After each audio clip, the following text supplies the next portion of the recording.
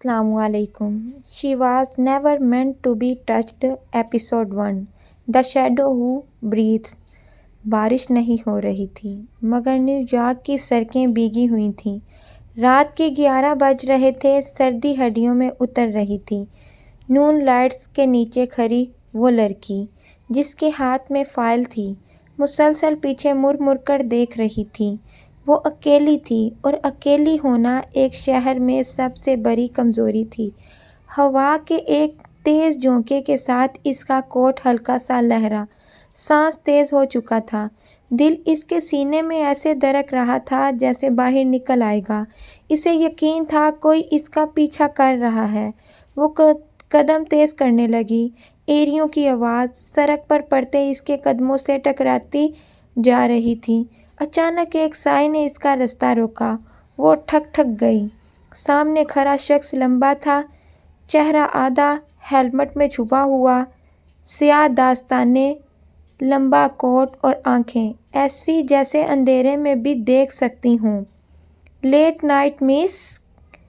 آواز دھیمی تھی مگر خطرناک حد تک پر اعتماد۔ اس نے پیچھے مڑ کر ہٹنے کی کوشش کی مگر دوسرا سایہ پیچھے آ چکا تھا۔ اب وہ گھیر لی گئی تھی۔ پلیز۔ اس کے ہونٹ کانپے، آواز بامشکل نکلی۔ پہلا شخص ہنسا۔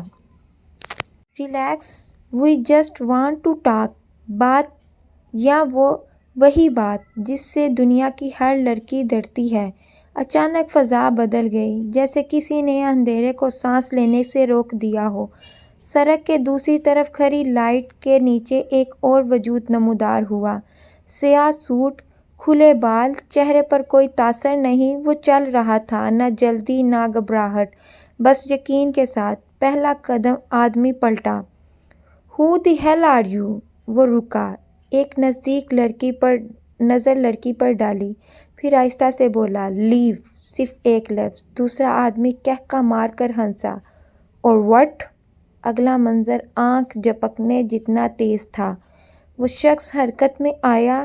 1 2 3 سیکنڈ۔ پہلا جسم زمین پر تھا، دوسرا دیوار سے ٹکرا کر گرا۔ کوئی چیخ نہیں، کوئی شور نہیں، صرف سانسوں کی آواز۔ لڑکی ساکت کھڑی تھی، دماغ نے کام کرنا چھوڑ دیا تھا۔ وہ اس کے قریب آیا۔ اب وہ دیکھ سکی تھی۔ آنکھیں سیاہ نہیں تھیں بلکہ گہرے نیلے رنگ کی تھیں، ایسی نیلی جو سمندر کی تہہ جیسی لگتی تھیں۔ لک ایٹ می، اس کی آواز میں حکم تھا۔ وہ اس کی طرف دیکھنے پر مجبور ہو گئی۔ ڈڈ دے ٹچ یو؟ اس نے نفی میں سر ہلایا۔ سانس رک کر آ رہا تھا۔ وہ ایک لمحہ رکا، پھر آہستہ سے بولا، گڈ۔ اگلا لمحہ اندھیرا تھا، ہوش جاتا رہا۔ جب آنکھ کھلی تو چھت سیاہ تھی، خوشبو اجنبی تھی، خاموشی خطرناک۔ وہ پلٹی تو صوفے پر بیٹھا وہی شخص تھا، بازوؤں پر ہاتھ بندھے، نگاہیں اس پر جمی ہوئیں۔ Welcome back. آواز پرسکون تھی۔ وہ گھبرا کر اٹھی۔ ویئر ایم آئی؟ وہ کھڑا ہوا، لمبا، بہت لمبا۔ سیف۔ ایک توقف کے بعد بولا، for now, who are you? اس کی آواز کانپ رہی تھی۔ وہ مسکرایا نہیں بلکہ آنکھیں تنگ ہو گئیں۔ People call me many things. پھر جھک کر اس کے قریب آیا، اتنا قریب کہ وہ سانس محسوس کر سکے۔ But you? لیکن تم مجھے صرف ایک نام سے جانو گی۔ کان کے قریب سرگوشی۔ شیڈو، سایہ۔ پیچھے ہٹی۔ Why did you help me? تم نے میری مدد کیوں کی؟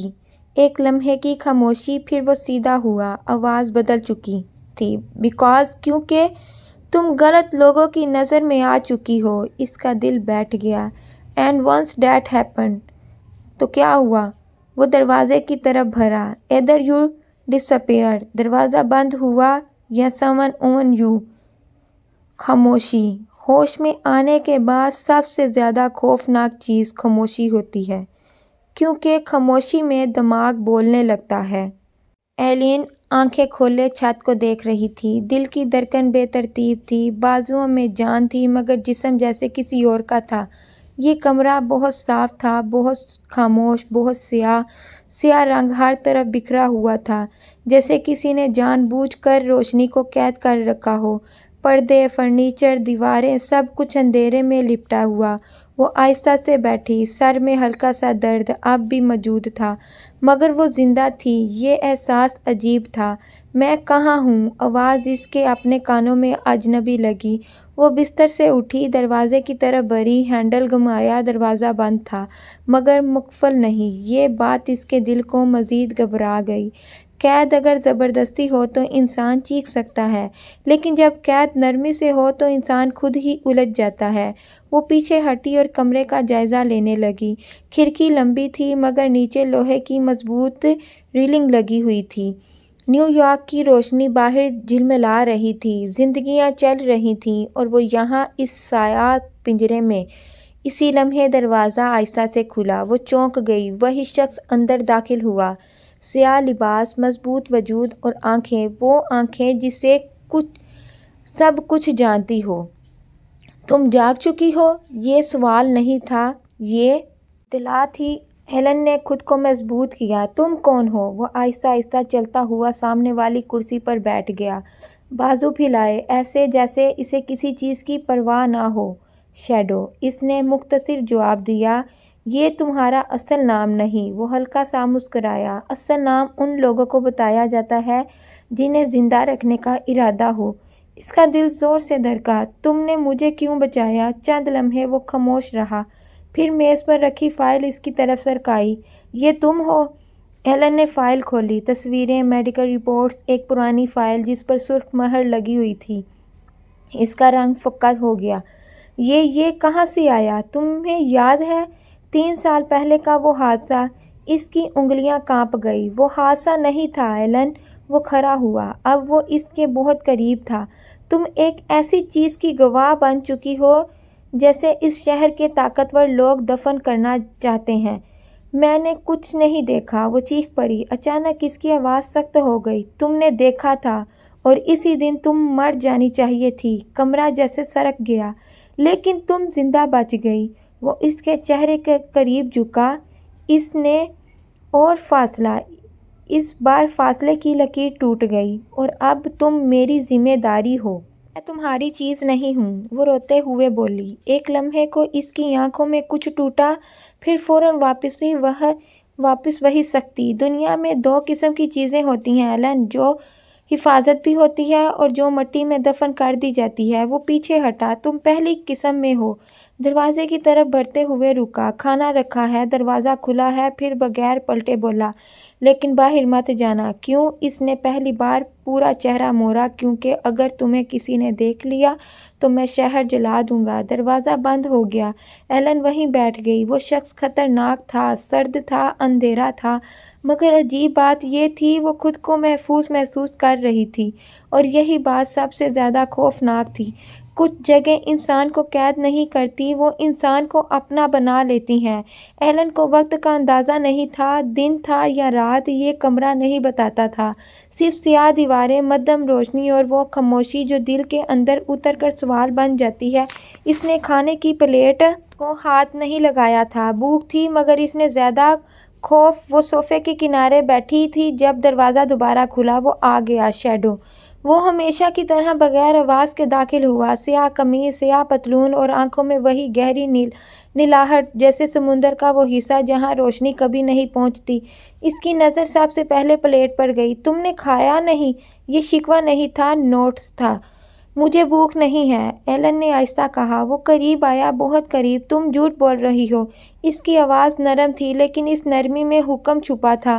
میں تمہیں مجبور نہیں کروں گا، وہ میز کے کنارے ٹیک لگا کر بولا، لیکن یاد رکھو تمہارا جسم اب میری ذمہ داری ہے۔ اس کے لفظوں نے ایلن کو چونکا دیا۔ میرا جسم کیا؟ اس نے نظریں اٹھا کر اسے دیکھا۔ آنکھوں میں عجیب سی چمک تھی۔ جب تک تم یہاں ہو۔ ہاں، وہ کھڑی ہو گئی۔ تم مجھے قید نہیں کر سکتے۔ اگلے ہی لمحے وہ اس کے سامنے تھا، اتنا قریب کہ سانسیں ٹکرا رہی تھیں۔ اس نے ہاتھ اٹھایا۔ ایلن ساکت ہو گئی، مگر اس نے چھوا نہیں، بس اس کے سر کے برابر دیوار پر ہاتھ ٹکایا۔ وہ دیوار اور وہ ایلن بیچ میں قید تھی۔ میں تمہیں قید نہیں کر رہا۔ اس کی آواز مدھم تھی۔ میں تمہیں بچا رہا ہوں۔ فرق کیا ہے؟ اس کی آواز کانپ گئی کہ آنکھیں ایک لمحے کو بند ہو گئی۔ شیڈو جیسے وہ خود کو روک رہا ہو۔ فرق یہ ہے، وہ جھکا اس کے کان کے قریب، کہ اگر میں نے قید کیا ہوتا تو تم یہ سوال پوچھنے کے قابل نہ ہوتی۔ اس کی ریڑھ کی ہڈی میں سنسناہٹ دوڑ گئی۔ وہ پیچھے ہٹا۔ مجھے تم سے ڈر لگتا ہے۔ یہ پہلی بار تھا کہ اس کے چہرے پر واضح رد عمل آیا۔ اچھا ہے، وہ سیدھا ہوا۔ ڈر زندہ رکھتا ہے۔ وہ مڑا اور دروازے کی طرف بڑھا۔ میں کہیں جا سکتا ہوں؟ ایلن نے اچانک پوچھا۔ وہ رکا۔ میرے ساتھ، صرف اتنا کہا۔ گاڑی خاموشی سے شہر کی سڑکوں پر چل رہی تھی۔ بلیک ایس یو وی، سیاہ شیشے، باہر کی دنیا اس سے کٹی ہوئی۔ شیڈو ڈرائیونگ کر رہا تھا، ایک ہاتھ اسٹیئرنگ پر، دوسرا آرام سے رکھا ہوا۔ ایلن چوری چوری اسے ہاتھ دیکھ رہی تھی۔ وہ خوبصورت تھا، مگر اس خوبصورتی میں نرمی نہیں تھی، وہ خوبصورتی جو چھوتی نہیں، چیرتی ہے۔ تم مجھے گھور رہی ہو؟ وہ چونک گئی۔ میں نہیں گھور رہی ہوں، اس نے بغیر دیکھے کہا، اور مجھے اس سے مسئلہ نہیں۔ اس کا دل تیز ہو گیا۔ تم واقعی کیا ہو شیڈو؟ گاڑی ایک سرخ سگنل پر رکی۔ اس نے پہلی بار پورا چہرہ اس کی طرف موڑا۔ آنکھوں میں اندھیرا گہرا تھا۔ میں وہ ہوں جو کسی چیز کو اپنا مان لے تو پھر دنیا کی کسی طاقت کو اس کے قریب نہیں آنے دیتا۔ ایلن کا گلا خشک ہو گیا، اور اگر وہ چیز خود نہ چاہے۔ سگنل گرین ہو گیا۔ گاڑی چل پڑی۔ وقت، اس نے آہستہ کہا، وقت سب کچھ بدل دیتا ہے۔ وہ خاموش ہو گئی۔ دل کے کسی کونے میں ایک خطرناک خیال جنم لے چکا تھا۔ اگر وہ واقعی محافظ ہے تو پھر اس کی نگاہوں میں یہ شدت کیوں ہے؟ وہ جگہ ایک پرانا ویئر ہاؤس تھا۔ اندر داخل ہوتے ہی مائیکل، وہ سفید ٹائرنگ، خاموشی سے نمودار ہوا۔ ایلن کے قدم رک گئے۔ شیڈو نے فوراً اس کے سامنے آ کر اسے اپنے پیچھے کر لیا۔ "He does not touch what's mean." یہ جملہ نہ ایلن کے لیے تھا نہ مائیکل کے لیے، یہ اعلان تھا۔ مائیکل نے سر جھکا لیا۔ ایلن نے پہلی بار اس لفظ کا وزن محسوس کیا۔ "مائن"، کیا وہ واقعی کسی کی ہو رہی تھی؟ شیڈو نے پیچھے مڑ کر دیکھا، نگاہ گہری، آواز دھیمی۔ "ڈر گئی ہو؟" ایلن نے سچ بولا۔ "ہاں، مگر تم سے نہیں۔ وہ لمحہ جہاں کچھ بدلا۔ اس کی آنکھوں میں پہلی بار نرمی ابھری، لیکن وہ نرمی خطرناک تھی۔ "لٹل گرل، یہی غلطی ہے." اس نے آہستہ سے کہا۔ "مجھ سے نہ ڈرنا، تمہیں بہت مہنگا پڑے گا۔ جاری ہے۔ آگے کیا ہوا جاننے کے لیے کمنٹ سیکشن میں قسط نمبر 2 لکھیں، اور ہاں، ہمارے چینل کو سبسکرائب کرنا نہ بھولیں۔ شکریہ۔